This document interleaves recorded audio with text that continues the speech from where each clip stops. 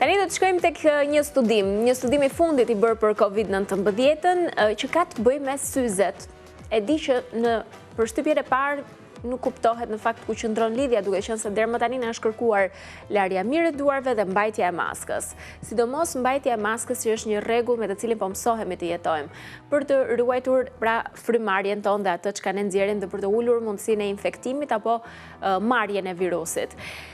Mirë po ja që syzet që kanë një mas parandaluese tjetër, ato kanë, le themi, kanë ndihmuar një pjesë të mirë të njerëzve për të mos u infektuar sipas një studimi të fundit, por do ta kuptojmë pak më mirë këtë me mjekun okulist Rubin Topi, I cili është në lidhje Skype.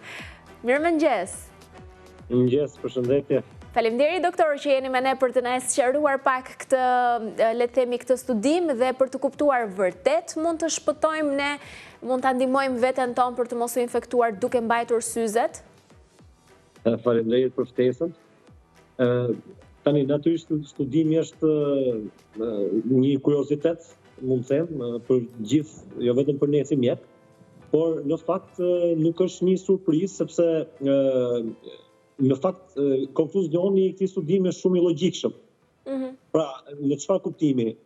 Është dëshmuar tashmë që 3 rrugët kryesore të infektimit janë nëpërmjet traktit të sipër respirator, pra hunda, goja kryesisht, por më vonë kësaj liste në fazën e hershme kur filloi pandemia, pra, nga studimet paraprake ju shtuan edhe syt. Dhe natyrisht duke e pranuar syrin si një prej rrugëve të infeksionit, është e logjikshme që të mendosh që syzet pra janë si një lloj mburoje që na mbron nga kontaktet e menjëhershme me ajrin apo me ambientin rreth nesh.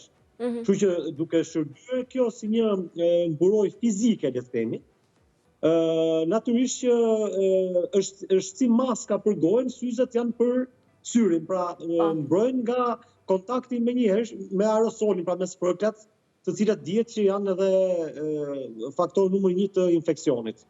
Kështu që ky është ka një lidhje logjike pra në këtë pikë. Po. A mund të jetë e njëjta gjë kjo edhe për syzet e diellit dhe lentet? Jo, nuk është e njëjta gjë për lentet e kontaktit, përkundrazi, sepse për syzet e diellit po, patjetër, sepse natyrisht syzet e diellit janë një barierë fizike, por është e kundërta mund të them për lentet e kontaktit, sepse mos harroni që lentet e kontaktit janë një trupi huaj që ju e vendosni në sipërfaqen e syrit, pra sipër korneas, mbi korne. Kështu që pavarësisht një higjiene shumë të lartë që mund të tregojë personi, prap ekziston rreziku që nuk e di, ata që e kanë përdorur mund ta dinë, por që lente e kontaktit është një diçka shumë e hollë që vendoset mbi korne, të cilën ti e merr me majën e gishtit, Pra do ta prekësh me dorë dhe do ta vendosësh sipër syrit. Pra kjo në fakt nuk është se ndihmon, përkundazi mund të sjellë edhe faktor risku të panevojshëm. Kuptoj. Mirë, atëherë le të jetë një mënyrë kjo për të mbrojtur edhe me syzet e diellit, ndoshta edhe ato duhen përdorur gjatë ditës në lëvizjet në rrugë, flasim, jashtë, në ambientet e jashtme. Syzja e diellit është njësoj si syzja optike, natyrisht krijon këtë barierën fizike për syrin, por këtu desha të shtoj edhe diçka tjetër. Po sipas këtij studimi, që edhe kjo është diçka e pritshme nga analogjike, ka edhe një efekt tjetër pozitiv, sepse duhet dini që një mesatarisht një person prek 20 deri 25-30 herë në orë pjesën e fytyrës. Pa këto janë gati reflektive, pra e bën ndonjëherë dhe pa e kuptuar fare që po e bën atë veprim. Kështu që në momentin që personi është I mësuar me syzet, pra unë nuk e prek dot shumë kollaj pjesën e syve, sepse më pengon syzja. Kështu që një nga faktorët e tjerë që ndihmon në mos infektimin nëpërmjet syrit tek personat që mbajnë syze, qofshin ato dhe syze dielli, pra është dhe kjo që domthonë logjikisht nuk e prek me dorë syrin në momentin që ti ke sipër syze.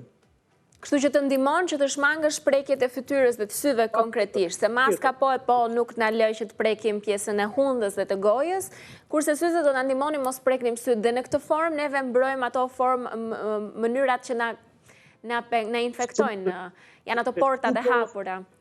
kujdes të vogël dhe publikut që na ndjek, nëse keni vënë filmimet që vijnë nga gjithë bota apo qoftë edhe nga spitalet tona të infektivit, po t'i vini re personeli që shërben aty, personeli shëndetësor, përveç veshjes speciale dhe maskës, ka edhe këto syze të mbrojtëse, janë ca syze si plastike, kështu që pra logjikisht përdoret kjo mbrojtje për syt sepse është një nga rrugët e infeksionit.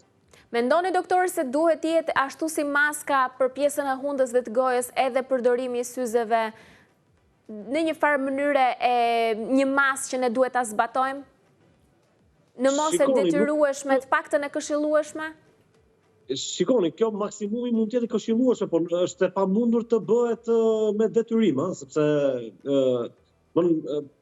është pak e vështirë ndoshta që të gjithë qytetarët të detyrosh të marrë një palë syze mbrojtëse. Për më tepër që duhet pranuar dhe diçka, nëse bëjmë një krahasim me dy rrugët e tjera që janë kryesore në fakt të infeksionit që është nëpërmjet gojës edhe hundës, syri në fakt ka disa mekanizma mbrojtës shtesë që jo se e bëjnë të pamundur infeksionin natyrisht, se përndryshe nuk do ishte ky një nga rrugët e infektimit, por mbrojnë natyrisht më shumë. Për shembull, është sistemi i lotimit, hapja mbyllja e kapakut shërben si një pastrim në vetvete. Pra i ka disa mekanizëm mbrojtës shtesë, por natyrisht do ishte vështirë mendoj nga ana praktike, po qoftë dhe nga ana humane, mund të detyrosh njerëzit që të mbajnë syze mbrojtëse me zorë, Edhe maska kështu ishte në fillim, po. Po e mbajmë nga halli. Natyrisht maska mendoj është më e thjeshtë për të përdorur, mendoj unë. Ju bëj dhe një pyetje sa i përket një lloj studimi që ju mund të keni bërë gjatë kësaj periudhe. U bë gati një vit që jetojmë në pandemi. Ka patur ndonjë statistikë të ndonjë ndryshimi, le të themi, për numrin e njerëzve që adresohen te okulisti? Apo nuk ka ndikuar as pak pandemia, duke marrë parasysh që kanë qëndruar në shtëpi? Natyrisht që po. Atë, së pari vihet re një ulje numrit të vizitave në raport me çka kanë qenë para një viti, natyrisht sepse një pjesë e mirë njerëzve, sidomos moshat që janë të rrezikuara, ato preferojnë ta shtyjnë, për shembull, nëse kanë një problem i cili nuk është shumë urgjent, preferojnë ta shtyjnë vizitën për më vonë, kur situata qetësohet, pasi të bëjnë vaksinën, pra varet. Dhe unë jap shumë të drejtur, nuk diskutohet, sepse njerëzit, sidomos moshat në rrezik, moshat e thyera, ata natyrisht duhet të ruhen. Është krejt normale. Dhe ambientet spitalor, ambientet ku punohet, ambientet mjekësore natyrisht që shkojnë dhe shumë njerëz, patjetër, duhet shmangur. Megjithatë nuk besoj se ka patur një problem, le të themi, me shikimin fakti që kanë qëndruar më shumë në shtëpi gjatë këtyre muajve për të parë telefonin. Fillon nga moshat e vogla nga fëmijët, tek moshat e reja dhe të rriturit. Natyrisht që po, sepse është shtuar shumë qëndrimi në pajisje digjitale. Tjetër gjë që kemi vënë re gjatë këtij viti, persona që kanë kaluar Covidin, unë kam pasur raste dhe persona që ndërkohë që kanë qenë me Covid kanë ardhur për vizitë sepse kishin një prekje shumë të madhe okulare. Pra, ose masi e kanë kaluar, që ka kaluar kjo periudha 2 javore, 3 javore, paraqiten tek okulisti sepse kanë shqetësime të caktuara. Pra, kemi parë të raste të personave me Covid që kanë pasur prekje okulare dhe janë paraqitur tek okulisti. Këtë nuk e kisha dëgjuar, t'jeme sinqert. Nuk e dija që Covidi mund t'linte pasoja tek shikimi. Kishte krijuar UV-t, pra inflamacion tepër i avancuar i shtresave të brendshme të syrit. Kuptoj. Shumë faleminderit, doktor, për këtë informacion. Atëherë duhet jemi shumë të kujdesshëm edhe në këtë pikë në momentin që kalojmë Covidin. Në përfundim, pa detyruar askënd, po nëse janë persona që i preferojnë syzet e diellit, në këto kohë, siç janë ditët e sotme që ka diell, ti vendosin syzet e diellit kur janë për jashtë, sepse është një faktor shtesë mbrojtës.